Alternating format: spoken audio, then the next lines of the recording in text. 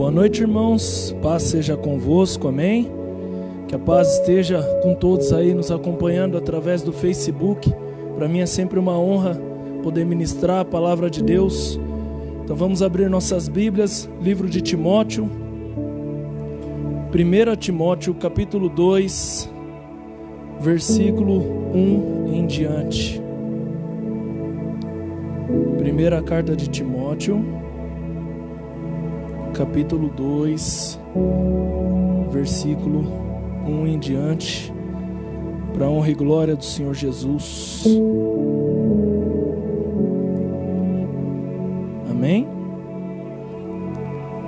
Diz assim a palavra de Deus: exorto-te que antes de tudo se façam súplicas, orações, intercessões e ações de graças por todos os homens, pelos reis e por todos os que estão em autoridade, para que tenhamos uma vida quieta e sossegada, em toda piedade e honestidade, porque isto é bom e aceitável aos olhos de Deus, nosso Salvador, que quer que todos os homens se salvem e venham ao conhecimento da verdade. Porque há um só Deus e um só mediador entre Deus e os homens, e o homem Jesus Cristo, o qual se entregou a si mesmo como resgate por todos, para servir de testemunho a seu tempo. Glória a Deus. Vamos fechar os nossos olhos e vamos orar, irmãos. Querido Deus e Pai, estamos aqui na sua presença, Senhor, para mais uma vez te honrar, te glorificar, te exaltar, Deus. Entregar a tua mensagem para os ouvintes, Pai, e que ela vá e faça o que tem que fazer, Senhor. Cumpra o seu propósito na vida daqueles que estão ouvindo agora, Deus. Me use poderosamente, Pai, como instrumento da tua palavra, Deus. Com toda a humildade, com toda a súplica eu te peço, Pai, que não seja eu, Victor, falando, mas que seja o teu próprio Espírito falando através de mim, Senhor. Isso eu te peço e te agradeço, em nome de Jesus. Amém. Glória a Deus. Aleluias. Queridos, é importante nós lembrarmos que hoje é culto de oração, e é justamente sobre isso que eu gostaria de falar com vocês, sobre oração, o poder da oração, por quem nós devemos orar, sobre também salvação, que é o plano de Deus, não só para alguns, mas para todos. A palavra vai dizer que o maior sonho de Deus é que todos venham ao conhecimento da verdade. Então, na primeira carta de Timóteo, capítulo 2, versículo 1, vai dizer o seguinte: exorto-te que antes de tudo se faça súplicas. O que seria súplicas? Suplicar é quando eu peço com insistência, mas com plena humildade, entendendo que Deus é um ser extremamente mais elevado que nós, nos ouve por eterna misericórdia. Então façamos súplicas diante de Deus, pedidos incessantes e em total humildade, orações e intercessões. Orar é conversar com Deus. Você tem aproveitado esse tempo para conversar com Deus? Aproveite esse tempo precioso que você está recebendo para se achegar mais a Deus, para buscar mais a presença dEle, buscar mais o conhecimento da palavra dEle. É importantíssimo nós usarmos desse tempo que estamos em casa para pregar também o Evangelho. Você pode usar o seu instrumento, o seu celular, para fazer lives e estar pregando a tua palavra aí no Facebook, YouTube, Instagram e assim por diante. Você pode fazer alguma coisa, querido. Eu tenho um celular que ele não tem a câmera frontal, mas eu não deixo com que isso me pare. Eu posso fazer de uma outra forma, colocar num tripé, apoiar num livro, eu não sei, mas usa o que você tem. A Bíblia fala que nós temos que fazer com o melhor para Deus, com toda a nossa força, com aquilo que a gente tem nas mãos para fazer. Então não há desculpa, assim como o Lucas disse, não há desculpa mais para você não buscar a Deus. Ele deu agora para nós um tempo precioso para buscarmos a Ele. Assim como Jesus pregou a mulher de Samaria, o Pai procura aqueles que o adoram, que o buscam em espírito e verdade. Então a Bíblia está dizendo para nós aqui nessa segunda carta de Timóteo, antes de tudo, Paulo estava dando alguns conselhos para Timóteo, falando que estavam se levantando homens pregando um evangelho de mentira, e que era para Timóteo permanecer no caminho da fé, permanecer no chamado dele, e que alguns haviam se desviado e já haviam sido entregues às mãos de Satanás, porque haviam se desviado do caminho. Mas aí Paulo vai falar para Timóteo: mas antes de você fazer qualquer coisa, suplique a Deus, ore a Deus, interceda.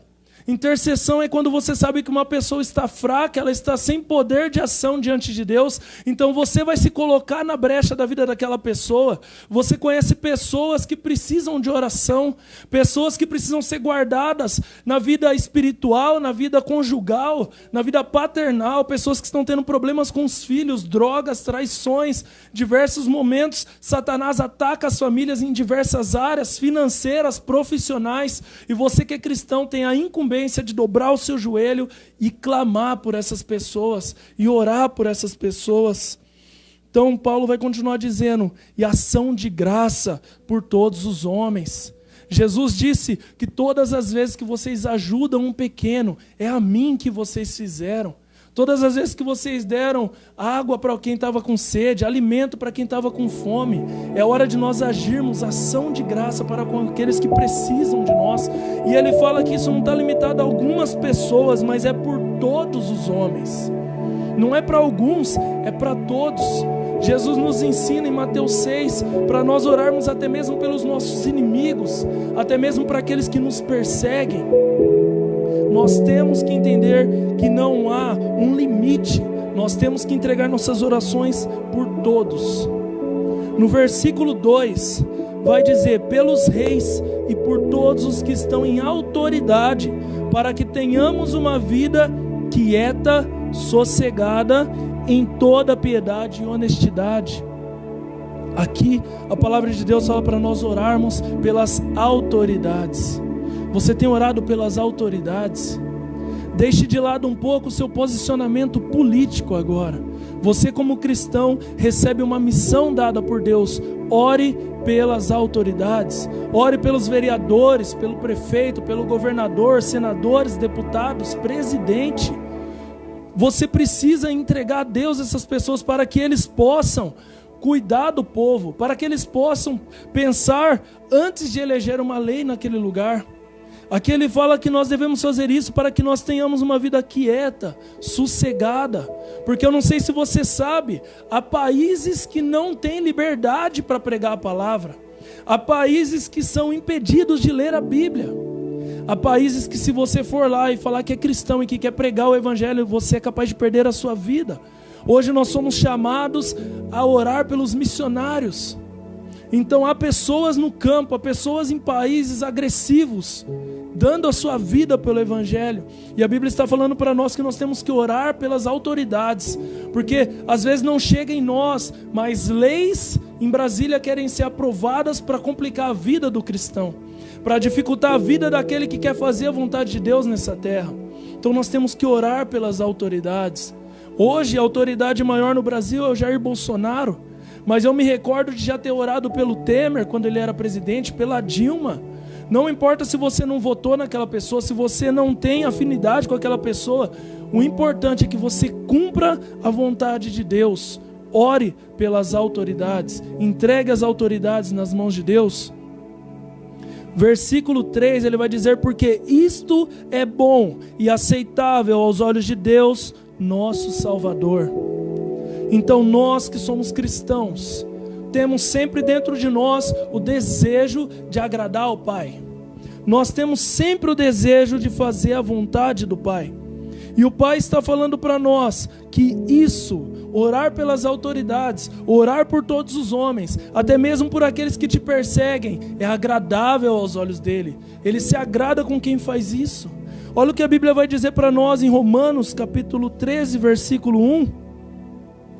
Obedeçam às autoridades, todos vocês, pois nenhuma autoridade existe sem a permissão de Deus, e as que existem foram colocadas nos seus lugares por Ele.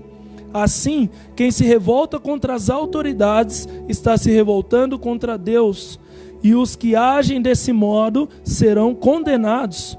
Somente Os que fazem o mal devem ter medo dos governantes, e não os que fazem o bem. Se você quiser ter medo das autoridades, então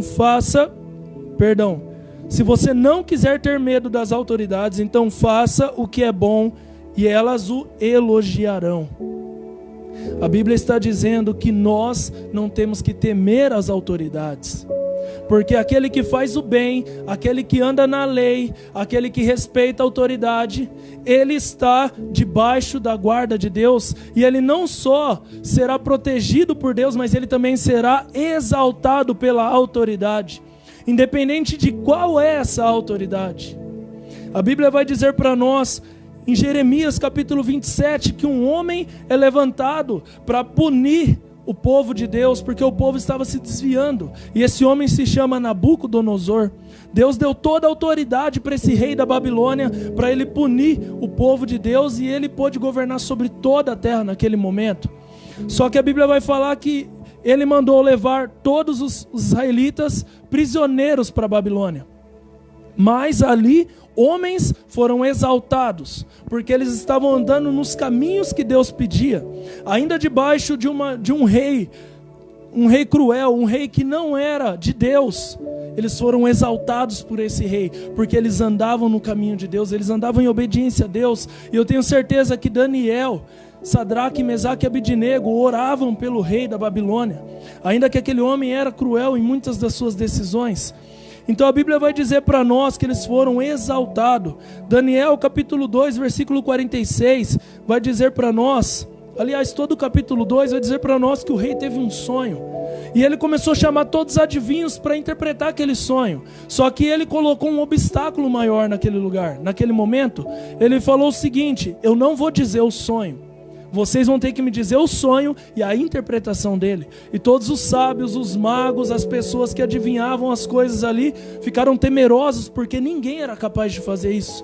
E aí Daniel se levantou e falou: eu vou fazer, mas me dê um tempo que eu vou orar a Deus. Então, lembrando das palavras de Paulo, antes de tudo, ore a Deus, faça súplicas, porque Deus vai te dar a direção do que fazer. Deus vai te trazer revelações que Ele traz aos pequenos. A Bíblia vai dizer que Ele não traz a qualquer um, mas Ele traz aos seus. Então ali no livro de Daniel, capítulo 2, vai dizer que Daniel respondeu ao rei, deu a interpretação do sonho. E olha a ação do rei perante isso.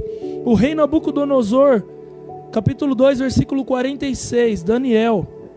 O rei Nabucodonosor se ajoelhou diante de Daniel, encostou o rosto no chão e depois ordenou que fossem apresentados a Daniel sacrifícios e incensos. E ele disse a Daniel: o Deus que vocês adoram é de fato mais poderoso de todos os deuses e o Senhor de todos os reis. Eu sei que é Ele quem explica mistérios, pois você explicou este sonho misterioso.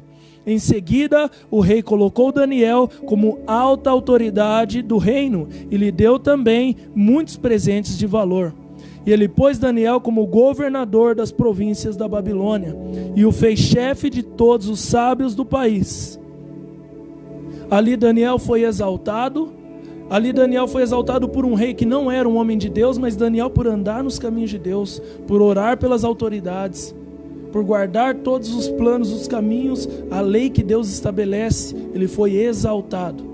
E a Bíblia vai dizer que ao ser exaltado, ele trouxe os seus com ele. Sadraque, Mesaque e Abednego também foram exaltados junto com ele. Se você ler no próximo capítulo, quem é exaltado é Sadraque, Mesaque e Abednego, porque eles entraram numa fornalha, e ali naquela fornalha eles foram guardados por Deus. E o rei vê que eles foram guardados por Deus, também exaltou aqueles três juntos. Então aqueles 4 homens, diante de uma autoridade, foram exaltados. É isso que a Bíblia quer nos ensinar em Romanos 13, que nós não temos por que temer as autoridades. Nós somos pessoas de bem, nós somos homens de Deus. A sua guerra, a sua luta é com o joelho no chão, não é nas ruas fazendo greve, fazendo baderna, fazendo barulho, mas a sua greve é joelho no chão, clamando a Deus por esses homens, para que eles tenham misericórdia, para que eles cuidem com todo o zelo do povo, não só do povo de Deus, mas de todo o povo, de toda a nação, que toda lei que for aplicada ali, seja sempre pensando no bem de todos, na guarda da família. Eu tive o desprazer de ver cristãos se levantando contra um dia de jejum e oração. Os próprios cristãos falando, eu não vou fazer, e não sei o que, e começaram a colocar diversos obstáculos. Meu Deus, as pessoas estão deixando de buscar a sã doutrina. Jejum e oração é uma prática bíblica para nós cristãos, já é algo que tem que ser costumeiro. E agora, quando um presidente de uma nação resolve fazer isso, algo nunca visto, algo que tem que ser glorificado, exaltado, nós temos que ficar felizes diante de uma ação dessa. E aí as pessoas começarem a levantar contra por simples posicionamento político. A Bíblia está falando, ore, interceda por todos, pelas autoridades, porque isso agrada a Deus. Nós temos dentro de nós o dever de agradar a Deus, fazer a vontade dEle. Ele fala em Filipenses 2,14, fazei todas as coisas sem murmurações e nem contendas, para que vocês resplandeçam como luzeiros neste mundo, nesse mundo de trevas, nesse mundo tenebroso. Nós somos luz, nós somos sal. Aonde a gente chega, a gente tem que fazer a diferença. Aonde o sal chega, aonde a luz chega, ele faz a diferença. Nós somos esse povo. Nós somos esse povo descrito aqui em Filipenses 2,14. Então nós temos que fazer todas as coisas sem murmurar, sem contenda, sem facções, sem querer dividir. A Bíblia fala, bem-aventurados pacificadores. Você tem pacificado as fofocas, as intrigas, as notícias ruins que têm chegado na sua vida. O que você tem feito com elas? Você tem parado em você e falado, eu vou interceder, eu vou orar? Ou você tem tocado adiante essas coisas? Ei, Deus está nos chamando para honrarmos o nome dEle. A Bíblia vai dizer para nós em Malaquias capítulo 1, versículo 6, que o filho deve honrar o pai e o servo deve honrar o mestre. E aí Deus fala, mas se eu sou o pai de vocês, aonde está a minha honra? Se eu sou o pai de vocês, aonde está a minha honra? Porque vocês têm profanado o meu templo? Porque vocês têm me desobedecido? Porque vocês têm deixado de fazer a minha vontade? Se é do agrado de Deus, como diz em versículo 3 do capítulo 2 da primeira carta de Timóteo, tem que ser executado com felicidade por nós, com alegria por nós. Amém? Versículo 4 vai dizer o seguinte, que quer que todos os homens sejam salvos e venham ao conhecimento da verdade. Deus tem um plano de salvação. Para quem? Para todos os homens. Ele quer que todos venham à salvação. Jesus disse em Marcos 16,15, ide e pregai o evangelho a toda criatura, e quem crer e for batizado será salvo. Então nós temos que primeiro ouvir o evangelho, ouvir a palavra de Deus. E aí ao ouvir nós temos agora uma escolha, crer ou não crer. Se você creu, você aceitou Jesus como seu único e suficiente Salvador, porque Ele é único, suficiente, Ele não precisa de mais ninguém. Ele deu a vida por nós na cruz. E aí você decide batizar, descer as águas do batismo, porque você entende que você é pecador, precisa ser purificado, ser lavado. E aí você desce o homem velho e sobe o homem novo. E a partir dali você se torna um filho de Deus. A partir dali você se torna um salvo, remido no sangue do Cordeiro. Tem que crer e se batizar. E a Bíblia fala agora para nós do ide. Nós temos que ir e pregar o evangelho a toda criatura. O papel daquele que já creu e já batizou é ir e fazer a vontade de Deus. Paulo vai dizer para nós em Romanos 10,13, uma passagem que eu amo, que ele fala, todo aquele que invocar o nome do Senhor será salvo. Mas como crerão se eles nunca ouviram falar? Mas como ouvirão falar se não há quem pregue a palavra? E como pregarão se ninguém está enviando eles? Então Jesus já nos enviou, Ele falou, ide, vão e preguem o evangelho a toda criatura. E aí depois ele vai falar, como são belos os pés daqueles que pregam a boa nova. Como são belos os pés daqueles que pregam a palavra de Deus, daqueles que não têm preguiça de calçar a botina da prontidão, descrita em Efésios capítulo 6, a armadura de Deus, botina da prontidão. Deus, eu estou pronto para te servir, Deus. Seja da forma que o Senhor quiser, eu estou pronto, eu não vou ficar parado. Eu não vou ficar parado. Assim como Lucas disse, o fogo não pode apagar. Uma palavra linda que Lucas trouxe para nós, que está no livro dos levitas, né? Levíticos, exato. Livro de Levíticos, onde falava que o fogo não pode apagar. Você está mantendo a chama acesa? Ou você está cômodo? Eu estou em casa, não está tendo culto, eu vou cruzar meu braço, não estou orando, não estou lendo a Bíblia, não estou procurando me alimentar, não estou seguindo os cultos online da minha igreja. Mantenha o fogo aceso.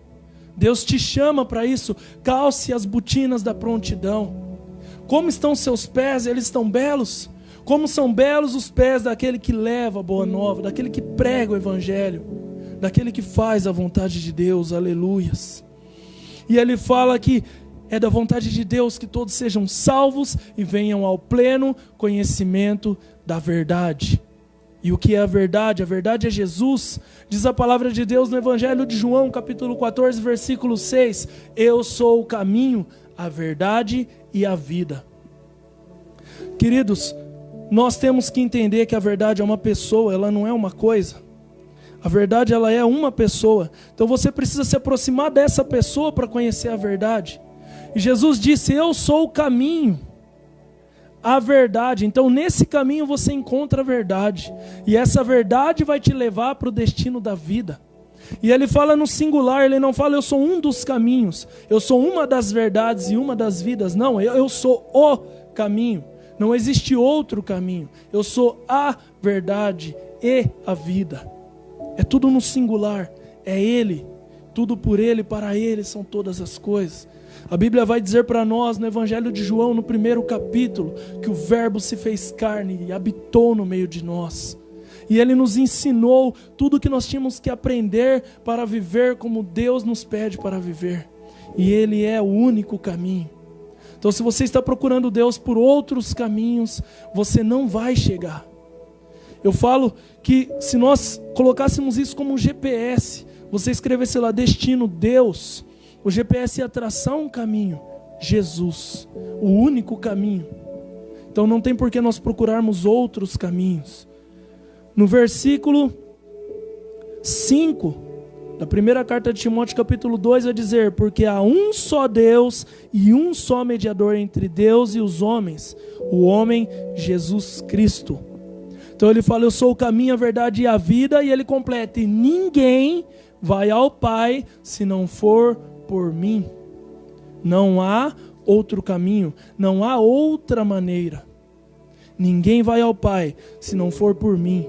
Nós temos que entender que nós estávamos em inimizade com Deus. Através do pecado, nós estávamos divididos, separados de Deus. E através da crucificação de Cristo Jesus na cruz, através do sangue dele derramado, houve-se uma nova aliança. Por isso que ele diz, esse é o meu corpo que é dado por vós. É o corpo que ele entregou na cruz. E depois ele fala, e esse é o sangue da nova aliança que é dado por todos. A nova aliança que traz a nós a ligação do homem a Deus. E Jesus é o homem que faz a ponte. Ele é o homem que faz a ponte. A Bíblia vai dizer em Romanos 3:22, isso é a justiça de Deus, por intermédio da fé em Jesus Cristo para todas as pessoas que creem, porquanto não há distinção, porque todos pecaram e destituídos da glória de Deus estão, sendo justificados gratuitamente por sua graça, mediante a redenção que há em Cristo Jesus. Jesus abriu o canal entre o ser humano ao Pai. Que nós possamos agora buscar a Deus diretamente, através do sangue derramado na cruz. A Bíblia vai dizer em Mateus 27:51, que o véu do templo se partiu de alto a baixo.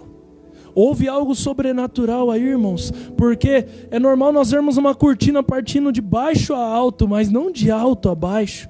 Isso mostra para nós que era mais do desejo do Pai, assim como Paulo fala em Timóteo, porque é da vontade do Pai que o homem encontre a salvação, conheça a verdade, tenha intimidade com Ele.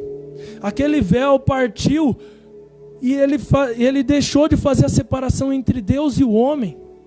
E aquele véu separava no templo um local chamado Santo dos Santos, local que agora temos acesso através do sangue de Jesus. A Bíblia vai dizer em Hebreus 10:19, sendo assim, irmãos, temos plena confiança para entrar no Santo dos Santos, mediante o sangue de Jesus, por um novo e vivo caminho que Ele nos descortinou por intermédio do véu, isto é, o seu próprio corpo.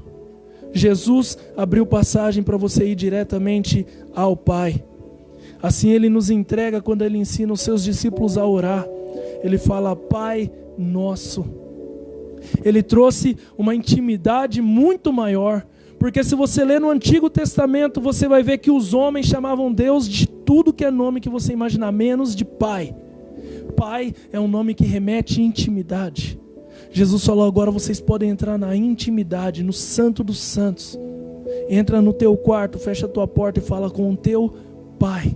Ele é o teu Pai, Ele gosta de te ouvir, Ele gosta de estar lá contigo. Aleluias.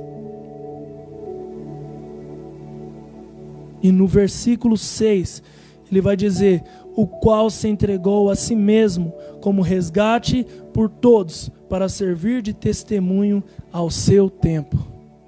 A Bíblia vai dizer uma passagem muito conhecida por todos nós, João 3,16, porque Deus amou o mundo de tal maneira que deu o seu Filho unigênito para todo aquele que nele crê, não pereça, mas tenha vida eterna. Portanto, Deus enviou o seu Filho ao mundo, não para condenar o mundo, mas para que o mundo fosse salvo por meio dele.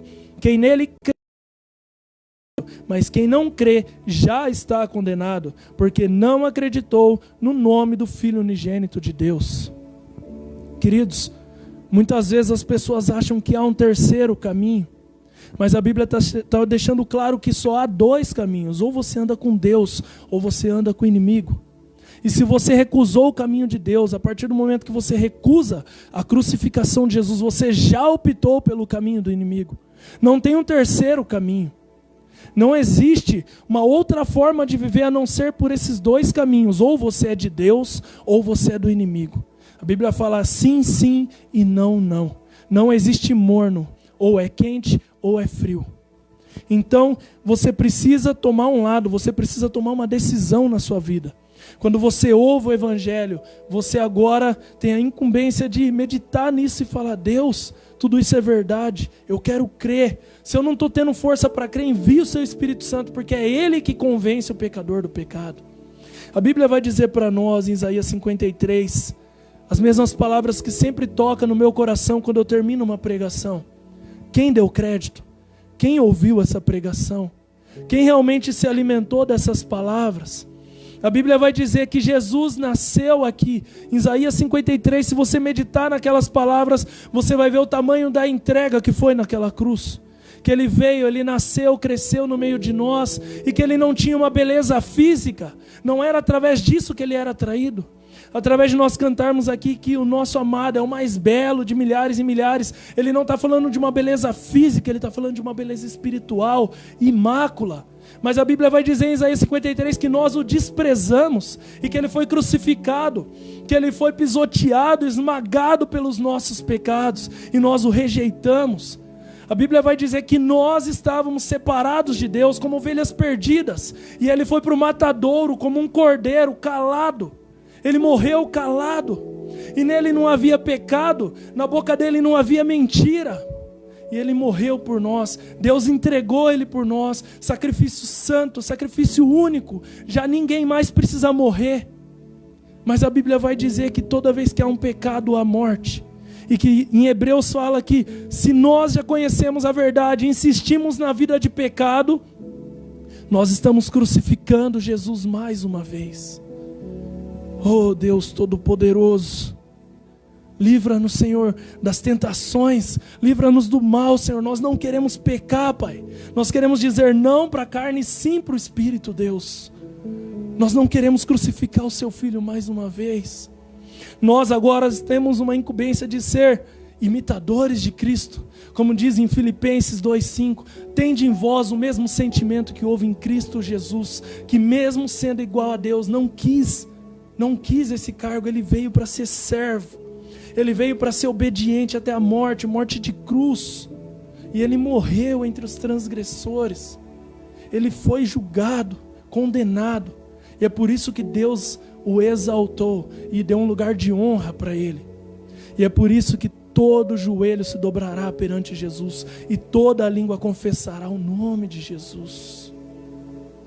Tem uma música do caso Worship que chama Era Eu, que fala justamente isso, que era para eu ser crucificado, era para eu ser esmagado naquela cruz, porque eu sou o pecador.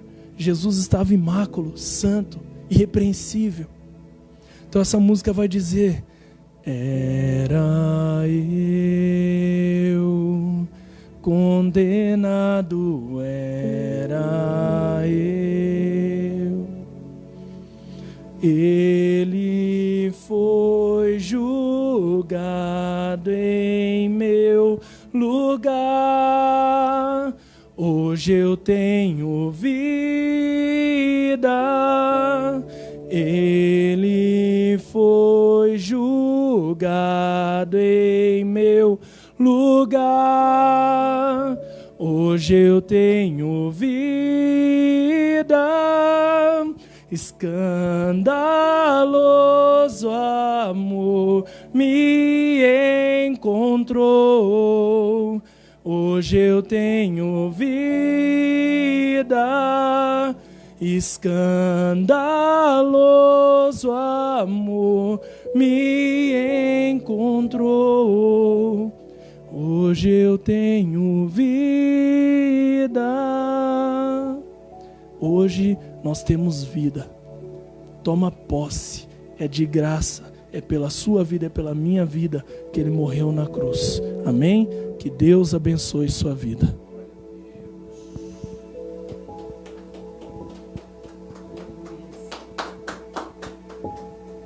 Deus abençoe.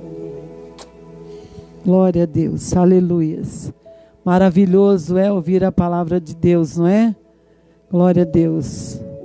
Aleluias. Você está disponível para o Senhor atuar na sua vida? Você está disponível para o Espírito Santo poder fazer o que Ele quiser em você? Amém? Nós aqui ouvimos sobre a palavra, né? Engraçado, estava aqui na minha cabeça para a gente cantar um pedacinho dela e entrou essa Era Eu, que eu gosto muito também. Mas